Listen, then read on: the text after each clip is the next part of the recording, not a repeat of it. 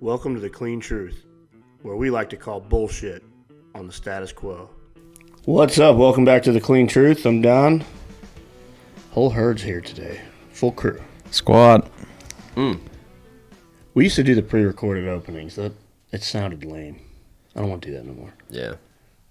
Anyway, I don't have anything to bust anybody's balls about today other than your frou-frou energy drink. You're not drinking rain like you're supposed to be drinking. The official, not official sponsor of the podcast, Yvonne. Didn't Brett send us these? Those are from the same people she works with, correct? But, so isn't rain. Damn it, that takes away my whole joke. You got me. Never mind. It's not as funny. It's too much information. If you don't want me drinking them, don't be sending them. They're good. What's the Alani one you News? got? Cosmic Stardust Alani Nu. I just like I think the, It's less caffeine. oh really? I just like the sparkly stuff on the outside. Are they all the same caffeine? Like that one's got 200? 200, yeah. I think There's 200. pretty branding. They're pretty good. Yeah, their graphic design team is pretty solid. Yeah. For being like a frou-frou, 10 calories. bougie energy drink. They're pretty good. Anyway. I have enough Coke Zeros out in the fridge, so. You do have enough Coke Zeros for all of 2021. And possibly 2022. You didn't see. Did you see my room? You showed me. Okay. Yeah. I got a pretty cool, clean truth. I really didn't, put anything out there. I didn't ask anybody, to send us something like I normally do. I found this, and it was actually a social media post from my buddy Tony about a week or so ago. And he mentioned the 3 types of respect. So I wanted to go through these and talk about them. I thought they'd be pretty cool. That's not the topic. It's not what we're going to talk about, but it'll segue into that. He said that there's 3 types of respect: esteemed, mandated, and primal. Esteemed is respect that you give somebody who accomplishes great feats. Makes sense, right? Pretty self-explanatory. Mm-hmm. Mandated is respect that you give to people who are in positions of authority. Your Right. boss, Cops. whatever, yeah. And primal is my favorite. This is the respect that you give somebody that can whoop your ass.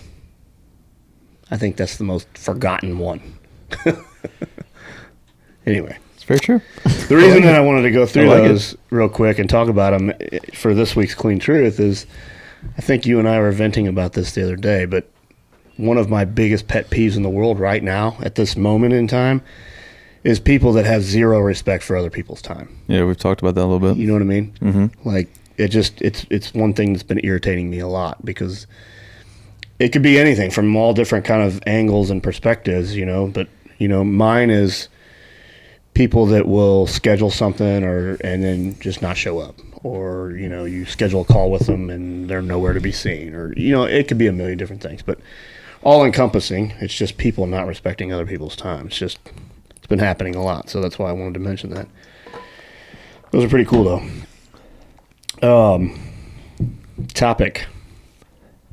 You're looking at me like you're nervous. This is her, she hates this part because you don't tell her what the topic is ever before. She knows what the topic is. I told her this morning, and she was bugging out about it. She thought that I was going to take a really, negative approach to this and just do a big rant and start bitching. I told him I didn't want to participate in his podcast. But you are here right now with us. Well, he told me he was going to do it differently. It was going to surprise me, so I'm here. So I'm titling this one, "If You're Sucking the System, You're a Leech. You're going to lose."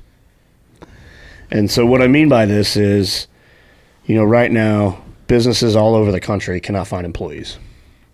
It's like it's an epidemic, or whatever you want to call that. Like, it's a big problem, especially in the restaurant business, but it's that way all over. And I think it's a flawed mindset by younger people who have this mindset that they can just sit at home and collect a stimulus check, collect unemployment, and not have to work. And it's a flawed mindset. And I'm going to get into that. And I could have went one way with this and just sat here and bitched about it for an hour and called them all losers, and that would have gotten anybody nowhere. You know what I mean? I wouldn't have been here. But I feel like I put together some thoughts that I think if we get through to one person, this episode was worth doing. And if it doesn't, well, we had fun shooting the shit. But, I think that people, especially the younger generation, and by what I mean by the younger generation is if you're a college student or some young person right out of college who's working a job to try to get to a bigger career, bigger goal, and you have this mindset right now that, oh, well, I can sit at home and I can collect unemployment and make more money, you're going to lose, and you're going to continue to lose until you change that mindset. And I'm going to get into some of those reasons. But I wanted to talk about this unemployment thing for a minute. So unemployment was designed for adults who lose their career and their jobs without their control. Like the premier definition of unemployment, if you look it up on the internet, is unemployment insurance was created to limit hardship created when somebody loses his or her job. This in turn stabilizes the economy. Unemployment insurance provides weekly benefit checks to individuals who have lost their job without their control. Pretty self-explanatory, right? Right. Now, if you're a 23-year-old kid who worked at a restaurant for 6 months, and now you're just sitting at home and you're not going to go get one of the 8 million jobs that are out there in the job market right now because you get this stimulus money and you can make more money on unemployment, you're losing right now. You should be taking advantage. You should flip that mindset and go work 3 of those jobs. Right. Because I think what a lot of these younger people are forgetting is some of the doors that open when you are working some of these jobs that you know damn well you're not going to retire at them. You know, and I'm going to use some of our own employees here as an example here in a minute. But like, you could go to Home Depot right now, get a job. Is it a job you want? No, probably not. But you could make a decent wage at 20-something years old, and you never know who's going to walk into Home Depot that day. Do you see what I mean? Like, Good point. There's a ton of opportunities that could open themselves up, and I think it's sad. It makes me angry because of that. Not because I think that they're lazy, even though, you know, that's what we're all calling them. But it makes me sad and angry and get upset because I'm like, a lot of these younger kids, man, they just don't understand the opportunities that they're missing because they have this thought in their mind that, hey, I can just sit at home and make more money. Right. When they're losing out on bigger opportunities to get further in life. I agree. I'm letting one of you guys chime in, and then I'll keep No, going. so I mean, I 100% agree, and I think we deal with a big restaurant equipment supplier, and I think to what you're saying, like they're missing out on opportunities. We just had somebody working on one of our accounts that had only been there for maybe like 2-3 months, so we're getting comfortable, like easy email flow, like back and forth, good communication, and all of a sudden we get an email the other day, hey, I got promoted to another job and I'm going to be passing it off to his assistant. Well, Ethan, and then even Colin that was like underneath him. So it's just this chain reaction, but like those guys have been working and big time like company. So obviously as they had people decide not to work, new opportunities opened up for them. So it's just kind of like crazy. Like, damn, these people are promoting people left and right. Yeah. Well, it's because one door closes, somebody else wants to leave the door, they go in it. So I see it all the time now. No, I think now is the time when respect would be earned very easily for showing up and not being the one that's sitting at home drawing unemployment.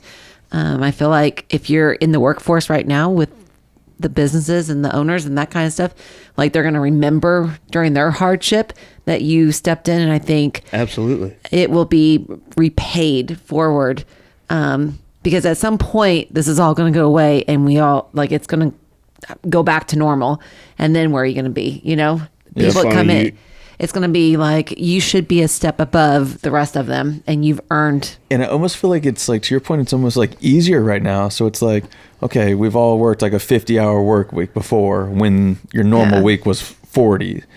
But like right now, it's like you work a 50-hour work week, you look like a freaking lifesaver. Yeah. So it's like it's almost easier to look so you're earning good. So much respect right now. Yeah, so to my point, the last note on this, and then I'm going to kind of go down a little different avenue. But the last note that I have on here is karma's a bitch. Yep. Karma is a big bitch. And to your point, people like us who own these businesses and own these small businesses, you know, the mom and pop restaurants, the hardware store, anything, you name it. The kids that they have called here recently to come back to work and have given them that, because it's happened. Right. It's happened to me half a dozen times in the last 2 months, and our managers. No, I don't think I'm going to come back to work. I can just make more money sitting at home. Well, you just burned a bridge because they're not going to forget that. And I mean, it's just karma's a bitch. They're going to be looking for a job later down the road. They're not going to be able to get one. Yep.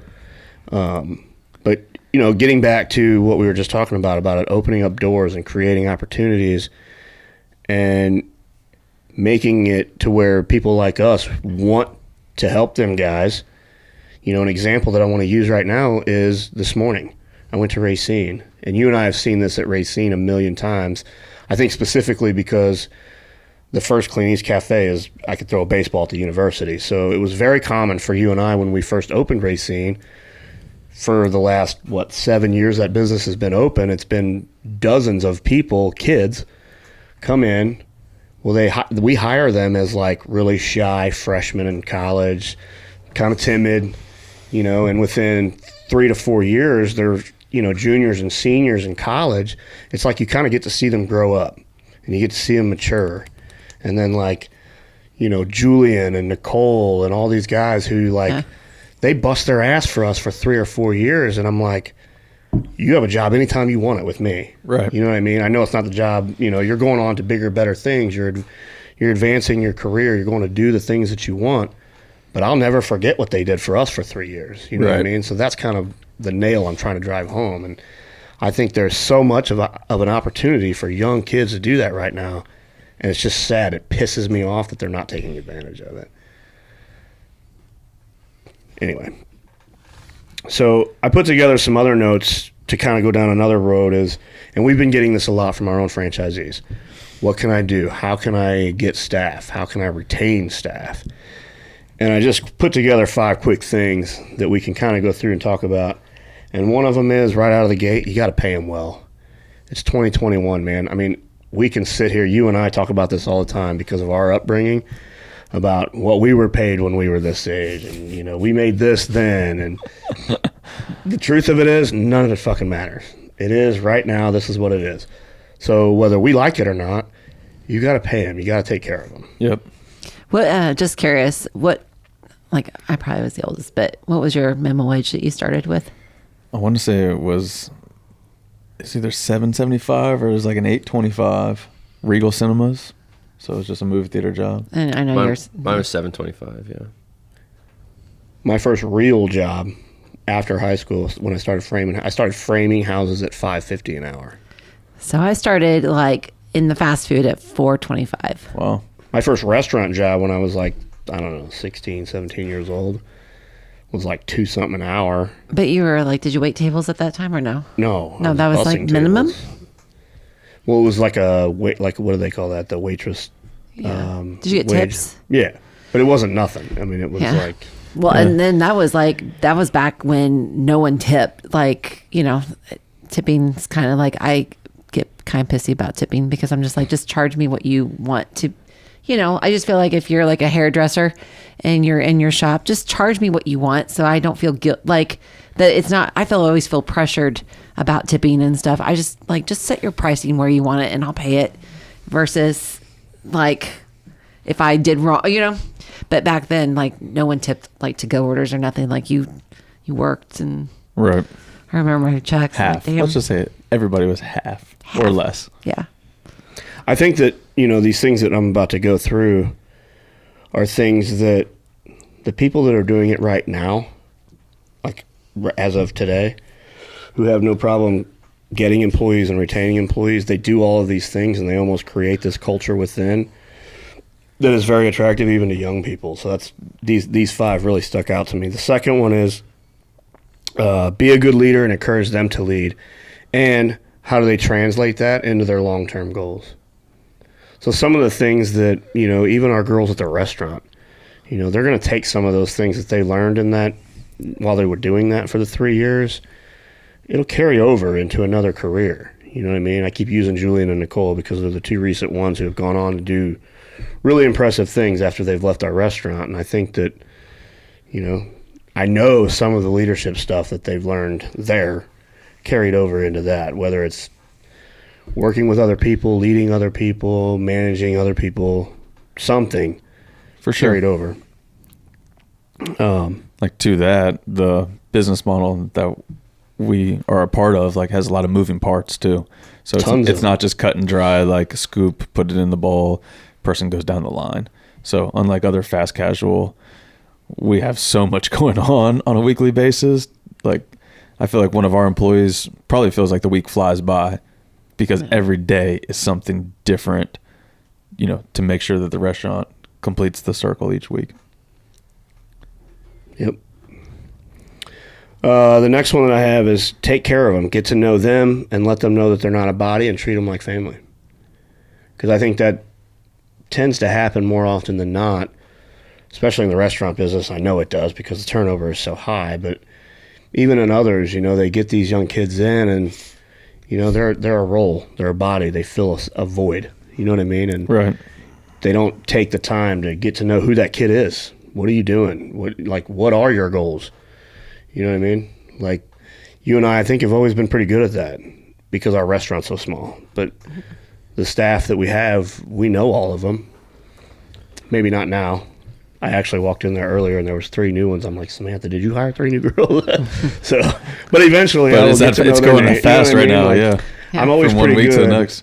about, and I try to make this a habit when I go into the restaurant. If there's somebody new in there that Samantha has hired that I don't know, Yep. I'll bullshit with them for 10 minutes and find out who they are. I'll ask them a million questions. Where are you going to school? What are you doing? Yep. You know what I mean?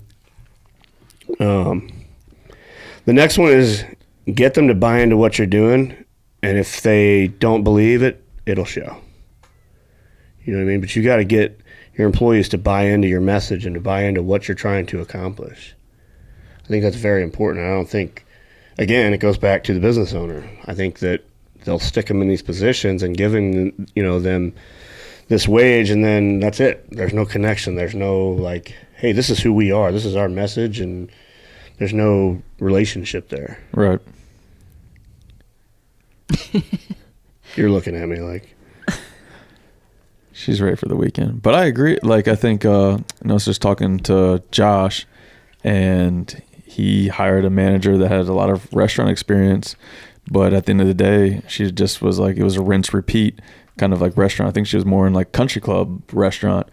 And now she's bought into like his Clean Eats Cafe, and she's changing her life like with her employees. Catherine, didn't she drop like 45 pounds, he said? she's over 20. Yeah.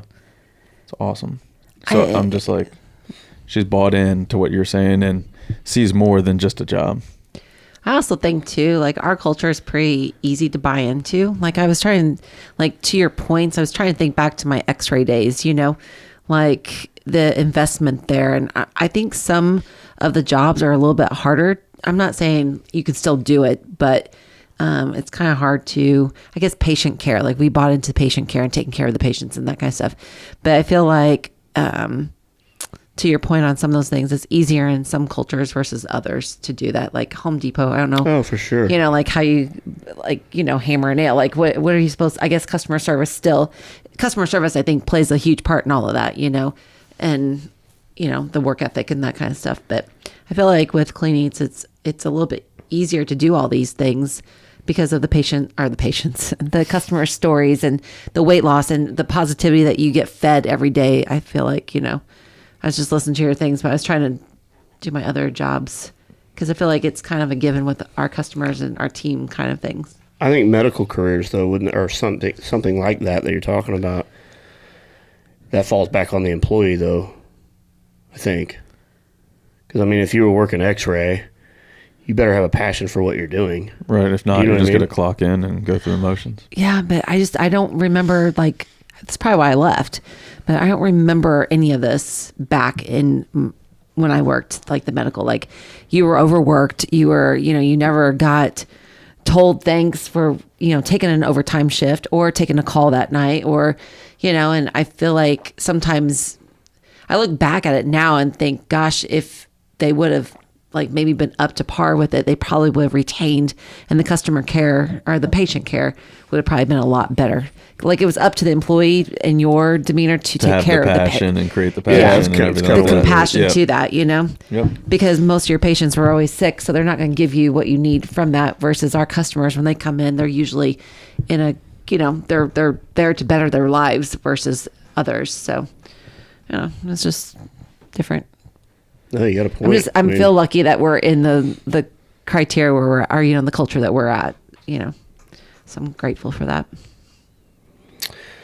The last one that I got on my list, and it's going to sound really crazy, but encourage them to leave.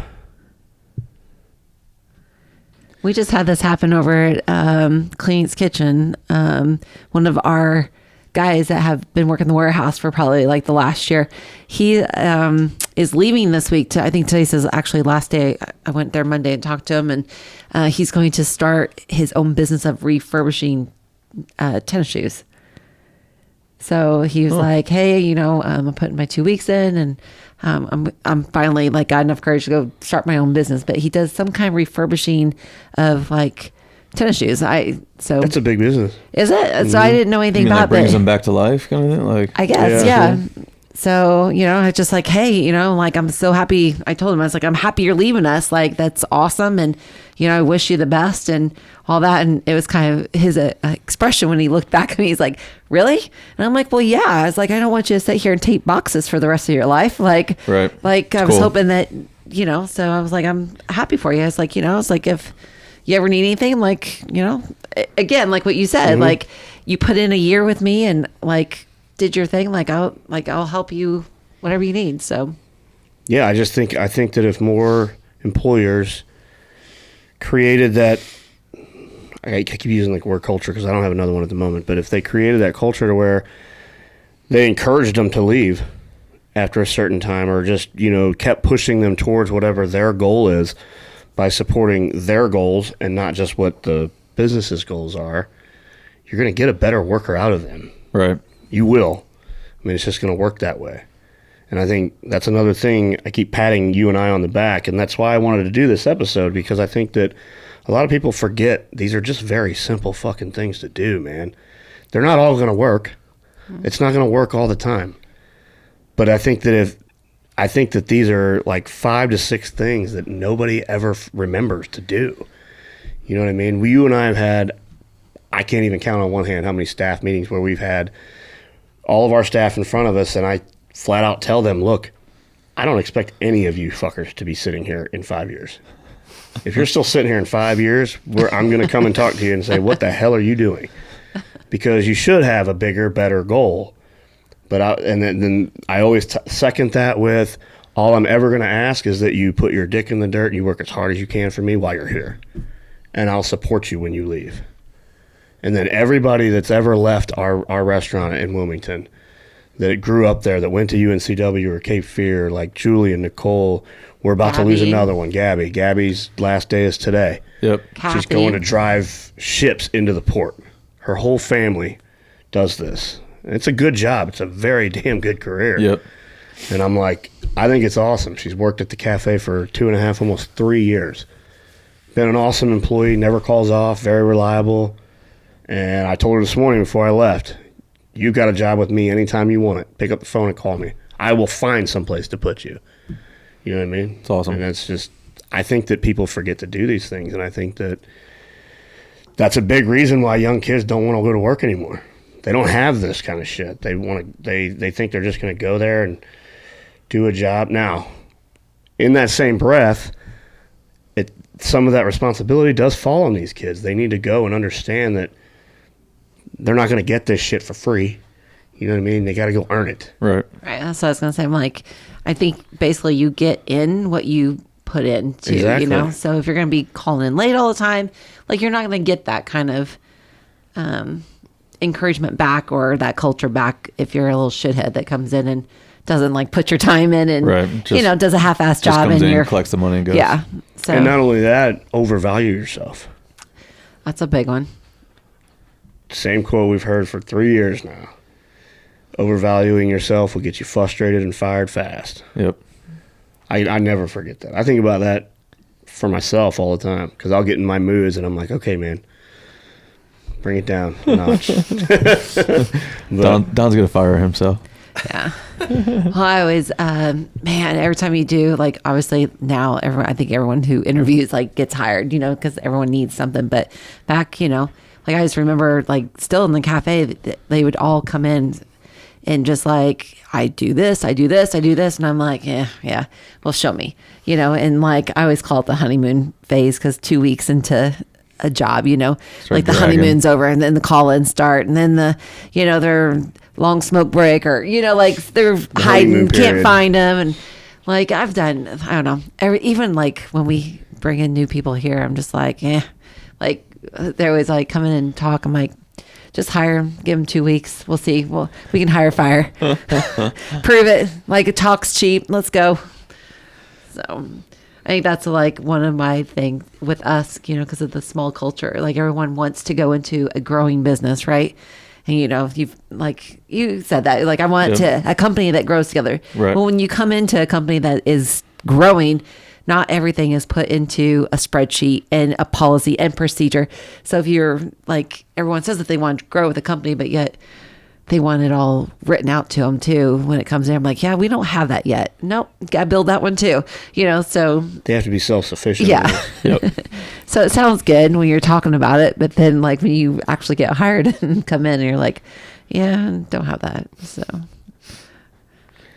That's all I got, man. I'm going to keep this short and sweet. I just wanted to hammer them points home because we have had this conversation with multiple franchisees in the last week.